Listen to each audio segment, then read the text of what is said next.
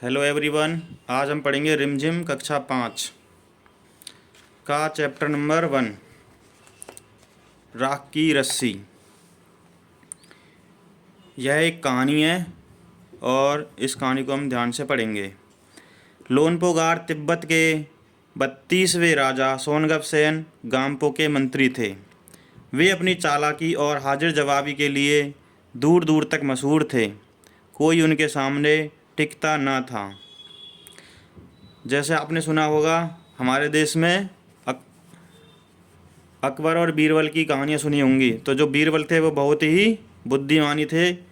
उसी प्रकार तिब्बत में भी जो सोनगवसेन के जो मंत्री थे लोनपोगार, वो बहुत चालाकी और हाजिर जवाबी के लिए दूर दूर तक मशहूर थे। कोई उनके सामने टिकता न था, यानी सब उनके सामने पराजित हो जाते थे। चैन से ज़िंदगी चल रही थी, मगर जब से उनका बेटा बड़ा हुआ था, यानी राजा का, उनके लिए चिंता का विषय बना हुआ था। कारण यह था कि वह बहुत भोला था, यानी जो राजा का बेटा था वह बहुत ही सीधा साधा था। होशियारी उसे छूकर भी नहीं गई थी, यानी कि वह बिल्कुल भी चालाक नहीं था, बहुत ही होशियार था। लोनपोगार ने सोचा, मेरा बेटा बहुत सीधा साधा है, मेरे बाद इसका काम कैसे चलेगा। काम कैसे चलेगा का मतलब है, यानी जब मैं नहीं रहूँगा इस दुनिया में तो मेरा बेटा अपनी ज़िंदगी कैसे जिएगा। यह बिल्कुल एकदम सीधा साधा है। एक दिन लोनपोगार ने अपने बेटे को 100 भेड़ें देते हुए कहा, तुम इन्हें लेकर शहर जाओ, मगर इन्हें मारना या बेचना नहीं। इन्हें वापस लाना 100 जौ के बोरों के साथ। यानी जो राजा थे उन्होंने अपने बेटे से कहा कि तुम इन 100 भेड़ों को शहर ले जाओ और तुम्हें इन्हें जो 100 भेड़ें हैं इन्हें वापस लाना है। किसके साथ? 100 जौ के बोरों के साथ। और इन्हें मारना या बेचना भी नहीं है, वरना मैं तुम्हें घर में नहीं घुसने दूंगा। राजा ने कहा, अगर तुम ऐसा नहीं कर सके तो मैं तुम्हें घर में नहीं घुसने दूंगा। इसके बाद उन्होंने बेटे को शहर की तरफ रवाना किया। लोनपोगार का बेटा शहर पहुंच गया, मगर इतने बोरे जौ खरीदने के लिए उसके पास रुपए ही कहाँ थे। यानी जो उनका बेटा था लोनपोगार का, उसके पास 100 जौ के बोरे खरीदने के लिए पैसे नहीं थे। वह इस समस्या पर सोचने विचारने के लिए सड़क के किनारे बैठ गया, मगर कोई हल उसकी समझ में ही नहीं आ रहा था। मगर कोई हल, यानी कि उसका उस समस्या का समाधान, हल का मतलब समाधान, उसकी समझ में नहीं आ रहा था कि आखिर वह बिना पैसों के 100 जौ के बोरे कैसे ले जाए। वह बहुत दुखी था। तभी एक लड़की उसके सामने आ खड़ी हुई। क्या बात है, तुम इतने दुखी क्यों हो? उस लड़की ने राजा के बेटे से कहा कि क्या बात है, तुम इतने दुखी क्यों हो? लोनपोगार के बेटे ने अपना हाल कह सुनाया। इसमें इतना दुखी होने की क्या बात? कोई बात नहीं, मैं इसका हल निकाल देती हूँ। उस लड़की ने कहा कि इस समस्या से इतनी दुखी होने की तुम्हें कोई ज़रूरत नहीं है, मैं इसका हल तुम्हें बता देती हूँ। इतना कहकर लड़की ने भेड़ों के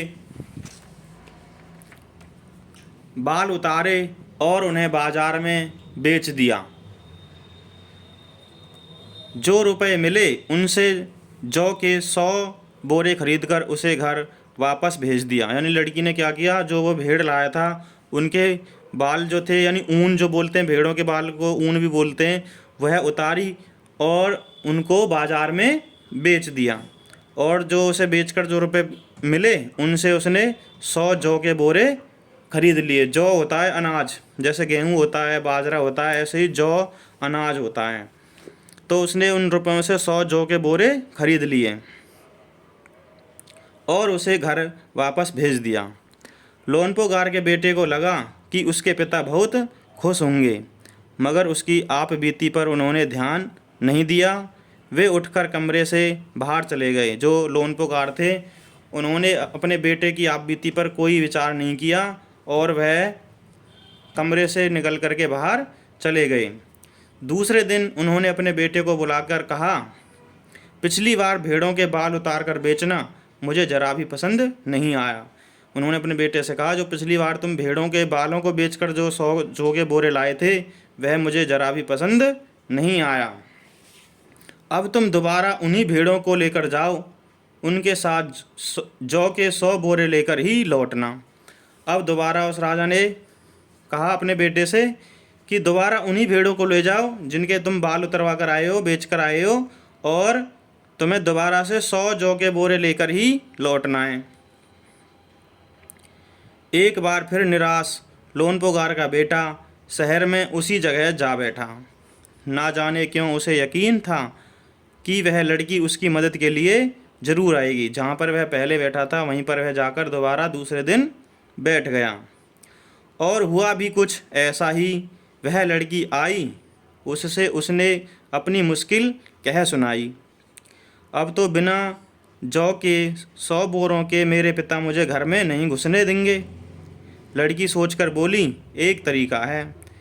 जो लोनपोगार का बेटा था उसने लड़की को सारी बात बताई कि बिना 100 जौ के बोरों के मुझे मेरे जो पिता हैं वो घर में नहीं घुसने देंगे। तो लड़की ने सोचकर बोली, एक तरीका है। उसने भेड़ों के सींग काट लिए, उन्हें बेचकर जो रुपए मिले उनसे 100 बोरे जौ खरीदे। बोरे लोनपोगार के बेटे को सौंपकर लड़की ने उसे घर भेज दिया। भेड़ें और जौ के बोरे पिता के हवाले करते हुए लोनपोगार का बेटा खुश था। जो लोनपोगार का बेटा था उसने भेड़ें भी दे दी अपने पिता को और 100 जौ के बोरे भी दे दिए, और वह बहुत खुश था कि अब तो मेरे पिताजी बहुत खुश होंगे। उसने विजयी भाव से सारी कहानी कह सुनाई, और उसने वह सारी कहानी सुना दी जो जो उसके साथ शहर में हुई थी।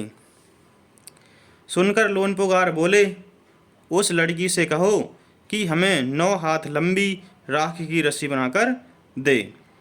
राख तो आप सबको पता ही होगा, जब कोई चीज़ जल जाती है तो उसकी क्या बन जाती है, राख बन जाती है। तो राजा ने कहा कि उस लड़की से जाकर कहो कि हमें 9 हाथ लंबी राख की रस्सी बनाकर दे। उनके बेटे ने लड़की के पास जाकर पिता का संदेश दोहरा दिया। लड़की ने एक शर्त रखी, मैं रस्सी बना तो दूंगी मगर तुम्हारे पिता को वह गले में पहननी होगी। तो लड़की ने भी उनकी शर्त स्वीकार कर ली कि मैं रस्सी तो बना दूंगी लेकिन आपके पिता को उस रस्सी को अपने गले में डालना होगा। लोनपोगार ने सोचा ऐसी रस्सी बनाना ही असंभव है, यानी असंभव का मतलब है जो चीज़ संभव नहीं हो पाए, नहीं बन पाए। तो लोनपोगार ने सोचा कि जब वो रस्सी बनाई नहीं पाएगी तो मैं यह शर्त स्वीकार कर लेता हूँ। इसलिए लड़की की शर्त मंजूर कर ली। अगले दिन लड़की ने 9 हाथ लंबी रस्सी ली, उसे पत्थर के सिल पर रखा। सिल यानी पत्थर का एक बड़ा टुकड़ा होता है, उस पर रखा और जला दिया। आपको पता ही है जब रस्सी जलती है तो उसके आकार की राख बन जाती है। जैसे कागज़ को जलाते हैं तो कागज़ भी कागज़ के आकार की राख बन जाती है। जला दिया, रस्सी जल गई मगर रस्सी के आकार की राख बच गई। इसे वह सिल समेत यानी उस पत्थर के समेत उठाकर लोनपोगार के पास ले गई और उसे पहनने के लिए कहा। लोनपोगार रस्सी देखकर चकित रह गए। वे जानते थे कि राख की रस्सी को गले में पहनना तो दूर, उठाना भी मुश्किल है। क्यों मुश्किल है? क्योंकि हाथ लगाते ही वह जो रस्सी है वह टूट जाएगी। लड़की की समझदारी के सामने उनकी अपनी चालाकी धरी रह गई। बिना वक्त गंवाए लोनपोगार ने अपने बेटे की शादी का प्रस्ताव लड़की के सामने रख दिया। धूमधाम से उन दोनों की शादी हो गई। अब इसके क्वेश्चन आंसर हम पढ़ेंगे अगली वीडियो में। तब तक के लिए बाय। मेरे चैनल को सब्सक्राइब, लाइक और शेयर ज़रूर करें।